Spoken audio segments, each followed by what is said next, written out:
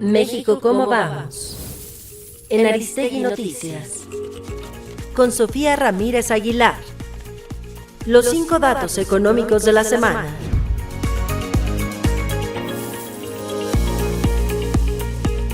Carmen, qué gusto saludarte como cada semana con los 5 datos económicos que México Cómo Vamos trae para ti, para tu auditorio. Hoy empezando en martes y sí, ciertamente hace un ratito el INEGI ya publicó el indicador trimestral de la actividad económica estatal con información al primer trimestre de este año. Con esta información, México Cómo Vamos actualiza 2 de nuestros semáforos económicos estatales. Por un lado, el de crecimiento estatal y por otro lado el de productividad laboral a nivel entidad federativa. Eso quiere decir cuánto producimos a nivel entidad por hora trabajada. Y fíjate que al cuarto trimestre del año pasado, los datos más recientes nos indicaban que la media nacional de productividad era 218 pesos por hora trabajada. Y bueno, pues en el cuarto trimestre del año pasado, las entidades federativas que presentaron la productividad más baja fueron Chiapas, Tlaxcala y Guerrero. Y sí, en el cuarto lugar también el Estado de México, que es la entidad federativa más poblada del país. Número 2, el miércoles es día de la encuesta nacional de ingreso y gasto en los hogares. Sí, finalmente es 30 de julio y como cada 2 años el INEGI publica esta encuesta que nos permite conocer cómo se componen los ingresos y los gastos de los hogares. En términos de ingresos, un dato súper interesante es que la fuente más importante de ingresos en las familias no son las remesas, no son los programas sociales, sino los ingresos laborales, y de ahí la urgencia de generar un entorno de empleo de más calidad, de empleo formal, el cual paga en promedio el doble que el empleo informal.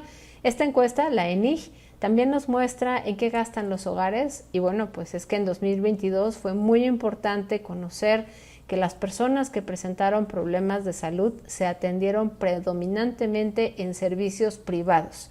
Así que atentas a los hallazgos que estaremos publicando al día siguiente. También el miércoles 30 de julio tenemos el número 3, que es el día que se publica la estimación oportuna de crecimiento económico y digamos la estimación oportuna de los datos del tamaño de nuestra economía, del PIB, para el segundo trimestre del año. La meta es crecer a 4.5% anual de forma sostenida. ¿Y cómo vamos? Bueno, pues el semáforo de México Cómo Vamos se encuentra actualmente en naranja, puesto que en el primer trimestre de 2025 crecimos solamente 0.6% anual, es decir, menos de un punto porcentual, y la información del indicador global de actividad económica a mayo, que nos anticipa cómo va a ir avanzando el trimestre, pues no fueron alentadores, ya que nos muestra una contracción mensual en las actividades terciarias, que son comercio y servicios, y bueno, pues obviamente ese 60% del PIB que no va bien, pues tampoco nos reflejará un buen desempeño en el segundo trimestre del año. Número 4. La Secretaría de Hacienda y Crédito Público el mismo miércoles 30 de julio publicará su informe trimestral al segundo trimestre de este año. Así, los datos del PIB y de las finanzas públicas nos podrán dar un panorama general de cómo cerró la economía en el primer semestre del año. Y número 5. El viernes 1 de agosto cerramos la semana con información económica a ambos lados de la frontera.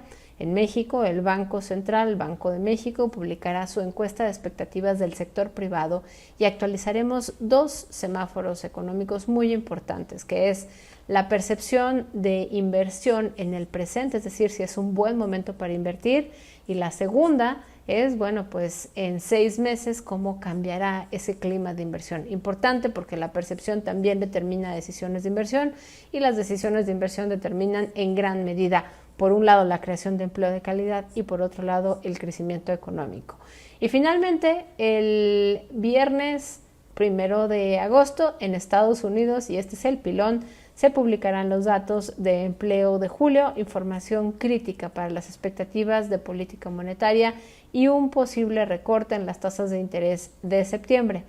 Además, muy importante, se cumple el plazo para la entrada en vigor de los aranceles recíprocos anunciados el 2 de abril por parte de la administración de Donald Trump, lo que marca un hito en la política comercial de este año. Carmen, qué gusto estar en tu espacio. Nos escuchamos el próximo lunes.